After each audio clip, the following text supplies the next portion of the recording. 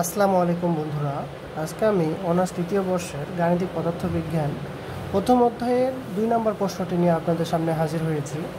তো আমি গাণিতিক পদার্থবিজ্ঞান পুরো লেকচারটা আপনাদের শেষ করে দেবো ইনশাল্লাহ। তো দেখুন, আজকে আমি প্রশ্নটি 2 নম্বর প্রশ্নটি হচ্ছে, প্রমাণ করে যে u is equal to 3x² plus 2x² minus 2y² minus Y cube অপেক্ষকটি হারমেশিয়ান। এটা আমাদের প্রমাণ করতে হবে। তো চলুন আমরা এটা সমাধান করি, তাহলে সলভ করি। তো দেওয়া আছে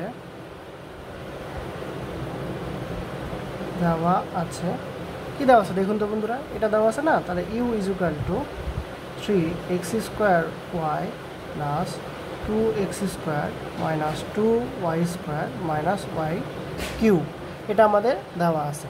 তো এখন আমি কি করব, এটাকে আমি এক্সের সাপেক্ষে অন্তরীকরণ করব। তাহলে অতএব D U divided by DX, তাহলে এক্সের সাপেক্ষে অন্তরীকরণ করলে আমরা জানি ডি ডিভাইডেড বাই ডিএক্স, আমি যদি এক্সের সাপেক্ষে অন্তরীকরণ করি তাহলে আমরা কি পাবো, এটা যদি এন হয় তাহলে এনটা সামনে আসবে, তাহলে এক্স এনের থেকে 1 বাদ যাবে। তার মানে আমরা যদি এখানে এক্সের উপরে যদি 2 থাকতো তাহলে 2টা সামনে আসতো, তাহলে আমাদের কি 2টা সামনে আসতো আর 2 থেকে 1 বাদ যেত, তাহলে 2 - 1, তাহলে উত্তর হতো 2x।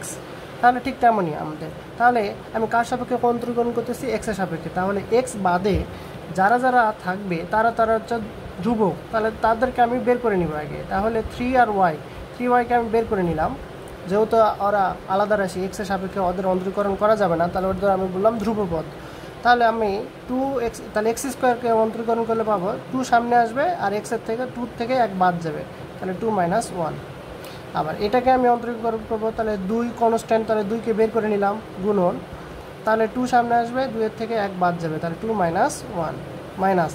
এটা তো আমাদের কার সাপেক্ষে, এক্সের সাপেক্ষে, তো এখানে কোনো এক্সের কোনো ট্রামই নাই, তাহলে ধ্রুবকে অন্তরীকরণ করলে আমাদের 0 পাওয়া যায়, মাইনাস এখানেও এক্সের কোনো ট্রামই নাই, তাহলে 0 পাওয়া যায়। আশা করি আপনারা এইটুকু বুঝছেন, আর আপনারা ইন্টারমিডিয়েটে এগুলো করে আসছেন, আশা করি আপনারা একটু সমস্যা হবে না বুঝতে।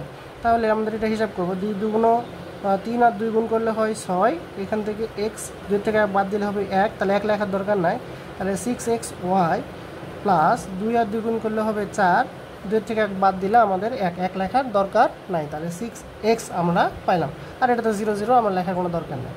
তারপর এবং তাহলে আমি যদি এই সমীকরণটাকে আবার একবার অন্তরীকরণ করি এক্সের সাপেক্ষে, তাহলে কি পাবো, তাহলে d² ডিভাইডেড বাই dx², যেহেতু অলরেডি একবার অন্তরীকরণ করছে, আরেকবার অন্তরীকরণ করলে 2টা অন্তরীকরণে x² আসবে, তাহলে ইকুয়াল টু আবার এক্সের সাপেক্ষে, তাহলে এক্স চলে যাবে, কারণ d ডিভাইডেড বাই dx, এক্সকে অন্তরীকরণ করলে পাওয়া যায় 1, তাহলে এইটুকু, তাহলে 6y, এক্সকে অন্তরীকরণ করলে আমরা পাবো 1, প্লাস এখানে এক্সকে অন্তরীকরণ করলে পাবো 1, তাহলে 4 গুণন 1, তাহলে ইকুয়াল টু হবে 6y প্লাস 4। আশা করি আপনারা এটা বুঝছেন। এখন আমি এই সমীকরণটাকে আবার কার সাপেক্ষে অন্তরীকরণ করব, y এর সাপেক্ষে অন্তরীকরণ করব। তাহলে আবার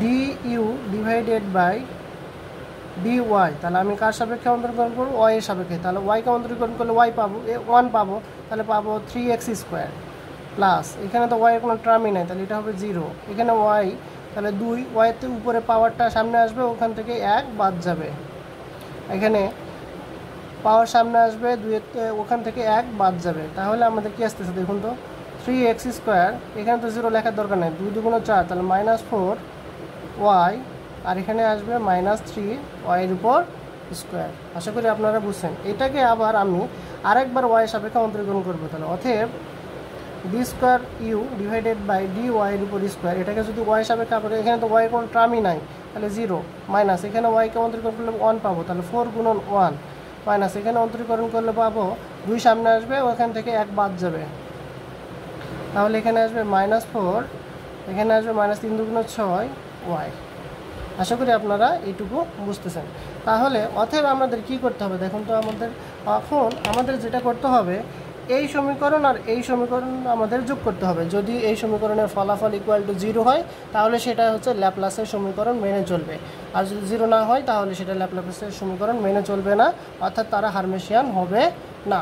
আর যদি ল্যাপ্লাসের সমীকরণ মেনে চলে তাহলে সেটা হারমেশিয়ান হবে। তাহলে অতএব আমরা করতে পারবো D square U divided by D X square plus D square U divided by D ওয়াইয়ের উপর স্কোয়ার ইজ ইকুয়াল টু, তাহলে দুটাই যোগ করুন, তাহলে 6y plus 4 minus 4 minus 6y, দেখুন তো ইকুয়াল টু 0।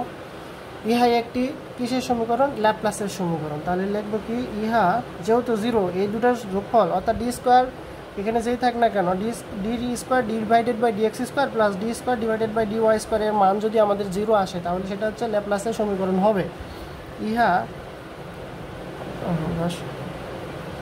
ইহা একটি ল্যাপ্লাসের সমীকরণ, ল্যাপ্লাসের সমীকরণ। সুতরাং আমরা বলতে পারি, আর আমরা এখানে লিখ দিই, আর আমরা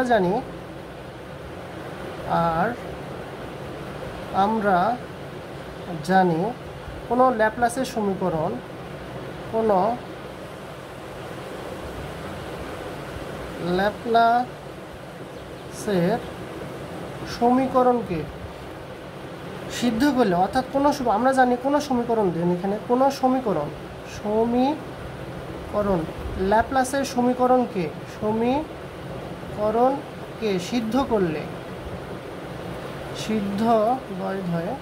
সিদ্ধ করলে তা হার্মেশিয়ান হয়।